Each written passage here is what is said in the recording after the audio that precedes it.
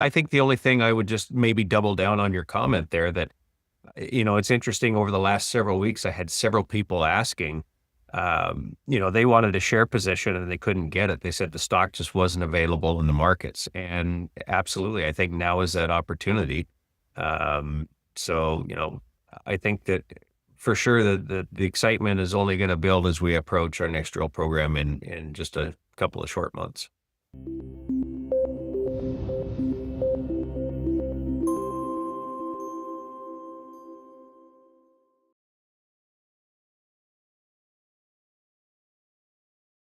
Brian Miller, Astra Exploration. Good morning to you, my friend. How are you? Doing well. Good morning, Andy. Great. So I had you on just recently, and we had some great results. You released some great results and really got to understand your project more. And just full disclosure, I am now an investor and buyer in the company. And full disclosure, Astra Exploration or Brian did not pay for this interview. Um, I'm really curious here. You had some more great news here leak out. I want to say leak. It was put out just recently in the last 24 to 48 hours. Correct me if I'm wrong. Talk to me about why this is so great news to somebody that doesn't really understand, to a non-geologist that doesn't understand. Yeah, the bottom line is it was great news because this really opened up the system in several dimensions. The footprint is larger laterally. We extended things at depth. And perhaps more importantly, uh, the southeast extension of these main known structures was confirmed. The mineralized structures are confirmed to continue to the southeast. And that was perhaps one of, if not the most important target on this. And we really opened that up with this last set of results.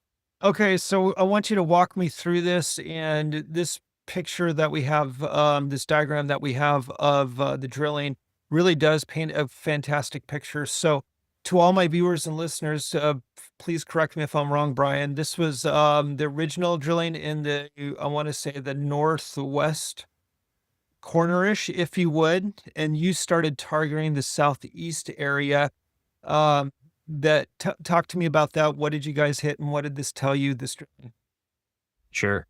And apologies, I'll be looking at a different screen, so I'll be looking away from the camera. But this is an image from the news release here. And why this is important, these blue holes, these are the ones that we just released in the second batch. But as I mentioned, we opened the system up laterally. So hole 113, hole 105, these open the system up laterally to the west. And then holes 109, 108, of course, 108 was the major hole that we put out in the first release. And 111 really opened this thing up laterally to the east and demonstrated continuity potential between the main zone and the eastern zone. But as I was mentioning, quite importantly, to the southeast here, you see these two dashed lines, one here and one here. These are cross-cutting faults. And so part of the reason that this was previously interpreted to terminate was because of these faults. They do cause some offset, but they're not major. And also there is a post-mineral unit to the southeast here, and this is the shaded area. It's a post-mineral breccia. And this happened after the veins were in place. So it's laying on top of the veins and there are no veins in them. And in addition, you've got this whole system that is plunging to the southeast. So the veins are going down into the ground further to the southeast. Now, talking about the significance, I don't want to get in the weeds too much, but you do have to get into some technical details to understand the significance of hole 107 and 110. I've fielded a lot of questions from people whose concern was that there's high grade in 107, but 110 intersected veins, but not grade. And to understand that, you have to understand some of the stratigraphy. So to try to simplify it best I can is you have three layers basically, and think about it like Neapolitan ice cream. You have the top layer, the white, which is the post-mineral breccia. It lays on top of the veins. You have the strawberry, the red, in the middle, which is the rhyolitic tuff. That's the favorable host rock where you have veins and grade. And then at the bottom, you have the chocolate or the andesites, which have veins, but not grade. And so what happened is we drilled hole 107 and we hit that strawberry unit in the middle. And then we stepped out to the southeast. We drilled 110 and we drilled it deeper because the system is plunging, and we hit the andesites, or the brown of the chocolate. The andesites had veins, but not grade. And so what's important is we know that structural unit continues to the southeast. What's perhaps more important are that holes 110 and 115 actually showed us that the post-mineral breccia, the white unit on top, is getting thinner now as we come out to the southeast, and the red unit, the favorable host rock, is getting thicker. So that really opened up this southeast strike for follow-up drill targets. And we've also got geophysics, and we didn't include them in the news release because you can start really complicating things very quickly. But the geophysics also show that post-mineral breccia is getting smaller to the southeast, and there's major structural corridors that extend for a long distance, as shown by the geophysics. So this really opens this thing up to the southeast. We were very, very pleased with these results. Okay, so here's a question, a couple of questions, and I actually really followed you very well when I'm looking at the diagram with what you just said, but I want you to answer the question just so to make sure I'm understanding it. This is actually, and I'm going to use the word potentially, but this is actually potentially much bigger than your original assumptions. Is that correct? Because of what you just said. It's I don't know if I'd call it bigger than our assumptions, but it was, in looking at the data beforehand, it was a kind of it would have been arm wavy at the time saying, what if? Yeah, And that what if was, hey guys, this is. it So it, validated it. exactly. And I think that's one of the more remarkable things about this drill program is that Diego's model was completely conceptual until this program, and it was validated in a huge way. I don't think any of us really expected it would be this successful and this predictive with a small drill program. So very, very good results. Yeah. And I'm going to talk to my viewers and listeners here. So, and Brian, please correct me if I'm wrong here. Make you interject. So typically what you happen is you'll have a junior explorer that is trying to hit gold or whatever asset that they're looking for. And because of cost, they will be discouraged to go in certain areas, or they'll make assumptions not to go in certain areas because of initial drill program.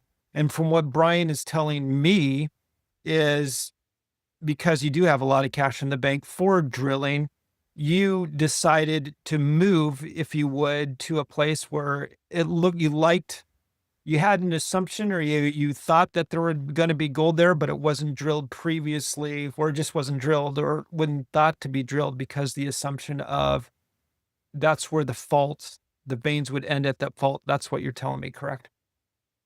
That's right. To the southeast, it was previously there. This revolves around different interpretations. So part of geology, it's as much of an art as a science. And this was just a different interpretation. The host rocks Well that said. the host rocks versus the post mineral breccia, I think there was different interpretations on those previously. And Diego recognized that those post mineral breccias were indeed not host rocks as previously interpreted. And so you could easily see how one would conclude that this system terminates to the southeast. Mhm. But when you realize and understand that those are not, in fact, host rocks laying on top, and that the system plunges to the southeast, and that there are faults there, but we confirm that those structures extend, and there's a lot going on. The geology is complex, but that is also part of the opportunity here. And we've got a lot better understanding of what's going on here. And now we know that these systems do extend. And so that's been a huge win. Yeah, and it really just thinks to get away from geology for a moment and get into leadership and team building. This is all about having a great team and just a world-class geologist. That's really which is what you have, in the long-term company building and asset building is really what's going to pay dividends to you. So explain to me a little bit more then, what is the plan here then in the next few months to prove this asset, prove it out more, and really open up the value even significantly more for investors? Yeah, with this first program, like I said, this was 11 holes, 2,500 meters total. We have enough cash right now to fund the company into 2026, and that accounts for another drill program of about the same size. And what we generated for drill targets with this most recent drill program or inaugural drill program, we're really excited about. We're looking to get back on the ground and start drilling just as soon as we can. That will be weather dependent. So we're looking at August, probably best case scenario. But we've got some really exciting drill targets coming up for this next set of this next drill program.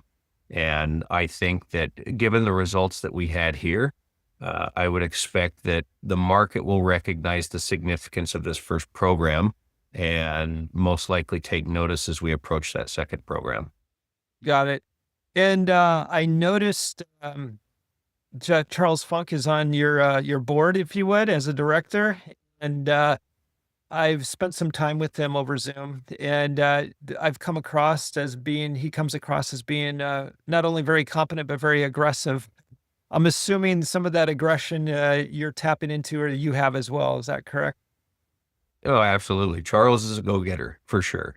He's a shaker and a mover. He's one of my founding directors, and yes, he's as much excited about this as anybody. Yeah. So again, talking to my viewers and listeners, we have currently taken a core position and we'll be adding to that. We are adding on weakness. This is not investment advice. This was not paid for by Brian or Astra Exploration, but I just want to be very candid of you. We see weakness in the stock price as opportunity. We are only speaking for yourselves. Please do your own due diligence. Brian, anything else you want to add as we move to the fall and looking to get more drill results from you in the fall, maybe early winter? I think the only thing I would just maybe double down on your comment there that, it's interesting over the last several weeks, I had several people asking, they wanted a share position and they couldn't get it. They said the stock just wasn't available in the markets. And absolutely, I think now is that opportunity. So, I think that for sure the excitement is only going to build as we approach our next drill program in just a couple of short months. Okay, so let's talk about that and we'll end on that. But just again, me talking to my listeners and viewers, this is how I typically do it. And this is just my own methodology and my portfolio manager's methodology. If we really like a project, we'll take a small initial position. And then what we'll do is we will hope, and hope is a terrible word in investing, but we will hope and look forward to and are actually happy with weakness because it allows us to add more. We will start with the budget, meaning, okay, we're going to allocate a certain percentage of this, but we don't blow it all just in the first purchase. We scale in, and that's how you get an average price and really the best price because you're never going to pick a top or a bottom. So, well, you rarely pick a top or a bottom. Brian, people want more information on your stock. How do they find you, and what platforms are you traded? Not platforms, but what exchanges are you traded on, and what are your tickers? The best way to stay up on company results is to go to our website and subscribe to the email list. That's the best way to stay in the loop. We are active on social media, on LinkedIn and on Twitter. Find us there. And we do have 3 listings. We're listed on the Venture Exchange in Canada. We're listed on OTCQB in the US, and we're also listed on the Frankfurt Exchange. Those tickers respectively are ASTR.V, ATEPF, and S3I on the Frankfurt. Thank you so much, Brian. Oh, one other thought. I was just actually chatting with somebody in my YouTube comments. It was with an analyst, Lobo Tigra. I think it was on him. So everybody check out that interview. The person I was chatting with and texting back and forth was like, what good silver plays are there out there? And silver and gold plays, if you would, early exploration. And so my viewers should check out Astra, again, not advice, but check out Astra Exploration and see what you think. So, And I would mention one more thing on that point. That's a good point, Andy, is that we had some spectacular silver results with this, but I think that this is most likely, Diego would agree, as he said, that this is a gold project, but it does have some material silver to it. So call it 70% gold, 30% silver, but it is a mix.